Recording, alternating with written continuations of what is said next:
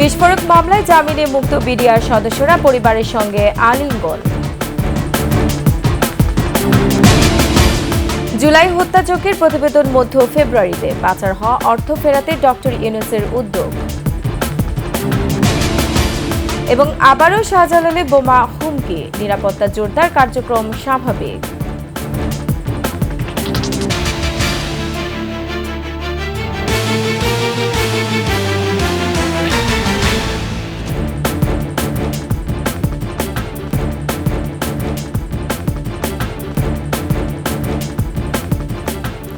শুনছিলেন সংবাদ শিরোনাম। আমন্ত্রণ দুপুরের 21 সংবাদে, সাথে আছে আমি রোমান আমিন। দর্শক, 21 টেলিভিশনের সংবাদে একই সাথে সরাসরি দেখতে পাবেন আমাদের ফেসবুক পেজ www.facebook.com/2124 অনলাইনে। এছাড়াও সাবস্ক্রাইব করতে পারেন www.youtube.com/@21etv চ্যানেলে।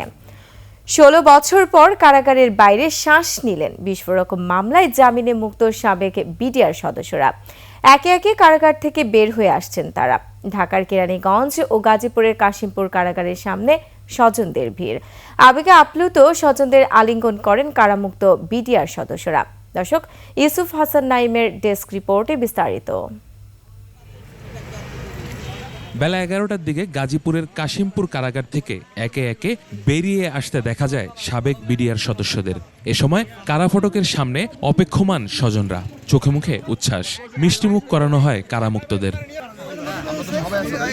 মুক্তি পাওয়া বিডিআর সদস্যদের পরিবারও তখন আবেগ আপ্লুত। জামিনে মুক্ত বিডিআর সদস্যরা তাদের পুনর্বাসনের দাবি জানান। এদিকে কেরানীগঞ্জে ঢাকার কেন্দ্রীয় কারাগারের সামনেও স্বজনদের ভিড়। অপেক্ষার প্রহর যেন শেষ হচ্ছে না।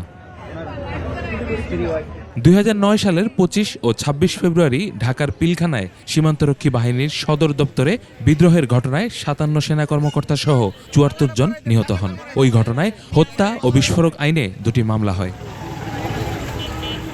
Yusuf Hasan Naim, desk report, 21 television. দর্শক, এই মুহূর্তে ঢাকা কেন্দ্রীয় কারাগারের সামনে আছেন আমাদের সহকর্মী তরিকুল ইসলাম। আমরা সরাসরি যুক্ত হচ্ছি তার সাথে। তরিকুল, আপনি নিশ্চয়ই আমাকে শুনতে পাচ্ছেন। তরিকুল, 16 বছর পর তো বিডিআর সদস্যরা কারামুক্ত হচ্ছে, তো কেন্দ্রীয় কারাগার থেকে কতজন মুক্ত হচ্ছে, কিংবা এই বিষয়ে কারা কর্তৃপক্ষ আপনাকে কিছু জানিয়েছে কিনা, কিংবা সামনের অবস্থা কি, এই বিষয়ে বিস্তারিত আমাদের জানান। শুরু করব। দর্শক, এই মুহূর্তে আমি রয়েছি হচ্ছে কেরানীগঞ্জ আদালতে। আপনারা জানেন যে আজকে বিডিআর বিদ্রোহে যে 178 জন সাজাপ্রাপ্ত আসামি ছিল, যারা হচ্ছে কিনা হত্যা মামলায় মুক্তি পেলেও যে বিস্ফোরক মামলায় তাদেরকে এই দীর্ঘ 15.5 বছর, প্রায় 16 বছর যাবৎ জেলে কাটাতে হয়েছে। এবং আমরা এই মুহূর্তে তারা বের হয়ে আসছে কেরানীগঞ্জ আদালত থেকে। আমরা একজন মুক্তি পাওয়া আসামির একটু অনুভূতি জানবো। আপনি নির্বিচারে বলেছেন, তাদেরকে গভীর সমবেদনা এবং কৃতজ্ঞতা জানাচ্ছি। এবং যে সমস্ত ভাইরা এই বৈষম্যবিরোধী ছাত্র আন্দোলনের আহত হয়েছে, তাদেরকে গভীর, যারা আহত ভাই ব্রাদাররা আছেন, সবাইকে আমার পক্ষ থেকে আন্তরিক মোবারকবাদ জানাচ্ছি। এতটুকুই ভাই। দেখছিলেন দর্শক, আপনারা দেখছিলেন যে মুক্তি পাওয়া যারা আসামি রয়েছে বিডিআর বিদ্রোহে, তাদের অনুভূতির আসলে শেষ নেই। আমরা কিছুক্ষণ আগে দেখেছি যে তাদের আত্মীয়রা যারা রয়েছে তারা অনেক উৎফুল্লা ফুল নিয়ে গেটে অবস্থান করছে। এবং আপনারা এখন দেখতে পাচ্ছেন যে গেটে প্রচুর পরিমাণে লোকের সমাগমন হয়েছে, তাদেরকে অভ্যর্থনা জানাচ্ছে ফুল দিয়ে। এবং এই আমরা একদম গেটে যখন দেখতে পেয়েছিলাম কান্না বিজড়িত সেই মুক্তি পাওয়া সদস্যরা এবং তাদের আত্মীয় স্বজনরা, তাদের ছেলেমেয়েরা তাদেরকে রেখে গিয়েছিলেন খুবই ছোট বয়সে। সেই সকল মানুষ যারা সন্তান রয়েছে তারা এখন বড় হয়ে গেছে। সেই অনুভূতি আসলে আপনাদেরকে দেখাতে চাচ্ছিলাম যে আসলে উপচে পড়া যে আত্মীয়দের যে অনুভূতি, তারা অপেক্ষা করছেন ফুল নিয়ে তাদের সেই কাঙ্ক্ষিত বাবা, তাদের ভাই কিংবা তাদের বোনের স্বামী তারা মুক্তি পাবেন সেই আশায় তারা দীর্ঘক্ষণ সেই সকাল থেকে এই কেরানীগঞ্জের ঢাকা কেন্দ্রীয় কারাগার রয়েছে সেখানে তারা অবস্থান করছে। এবং আপনারা দেখতে পাচ্ছেন যে এই কেন্দ্রীয় কারাগারের সামনে এখন উপচে পড়া মানুষের ভিড়, মিডিয়া রয়েছেন এবং একে একে বেরিয়ে আসছেন মুক্তি পাওয়া আসামিরা। দর্শক,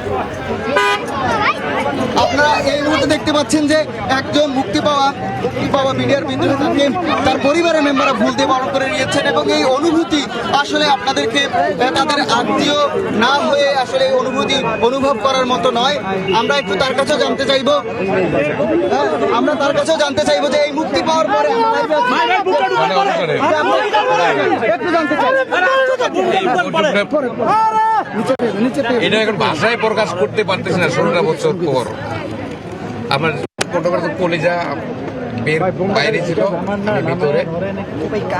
এখন 16টা বছর পর আমি এখন ওকে, আপনি দর্শক দেখতে পাচ্ছিলেন যে আসলে এই মুহূর্তে তারা আসলে ভাষায় প্রকাশ করতে পারছেন না। তো সর্বশেষ ঢাকা কেন্দ্রীয় কারাগারের সামনে থেকে এই ছিল আমার কাছে তথ্য। তরিকুল, আপনাকে ধন্যবাদ। দর্শক, কেরানীগঞ্জ কারাগার থেকে বিস্তারিত জানাচ্ছিলেন আমাদের সহকর্মী তরিকুল ইসলাম। আমরা চলে যাচ্ছি অন্যান্য প্রসঙ্গে। ফেব্রুয়ারির মাঝামাঝি জুলাই বিদ্রোহের সময় নৃশংসতার বিষয়ে জাতিসংঘের ফ্যাক্ট ফাইন্ডিং রিপোর্ট প্রকাশের আভাস দিয়েছে জাতিসংঘের মানবাধিকার বিষয়ক high commissioner Volker Turk.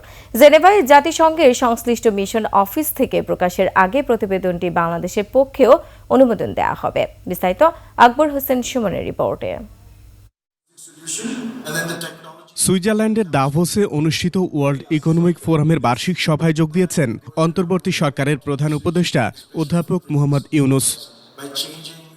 Swiss পার্বত্য শহর দাভোসে এই বিশ্ব সভার ফাঁকে মোহাম্মদ ইউনুসের সঙ্গে সাক্ষাৎ করেন জাতিসংঘের মানবাধিকার বিষয়ক high commissioner Volker Turk. July August অভ্যুত্থানে নৃশংসতা নিয়ে সংস্থার ফ্যাক্ট ফাইন্ডিং মিশন চূড়ান্ত প্রতিবেদন প্রকাশের অপেক্ষায় আছে বলে জানান তিনি।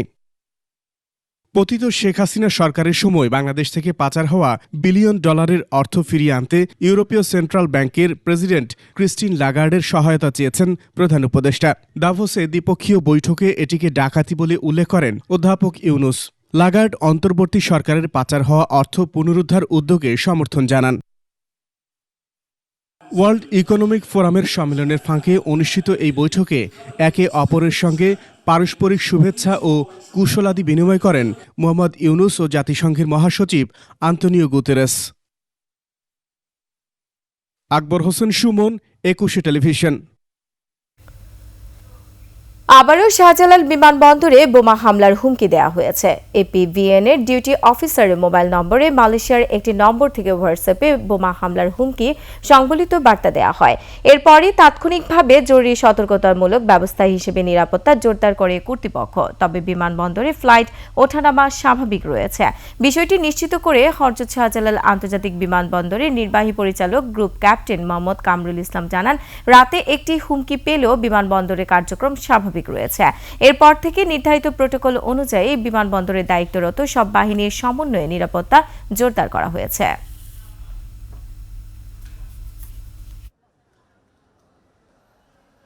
আর এরই সাথে শেষ করছি দুপুরের 21 সংবাদ। যাবার আগে সংবাদ শিরোনামগুলো আরও একবার। বিস্ফোরক মামলায় জামিনে মুক্ত বিডিআর সদস্যরা পরিবারের সঙ্গে আলিঙ্গন। জুলাই হত্যাযজ্ঞের প্রতিবেদন মধ্য ফেব্রুয়ারিতে, পাচার হওয়া অর্থ ফেরাতে ডক্টর ইউনূসের উদ্যোগ। এবং আবারও শাহজালালে বোমা হুমকি, নিরাপত্তা জোরদার, কার্যক্রম স্বাভাবিক।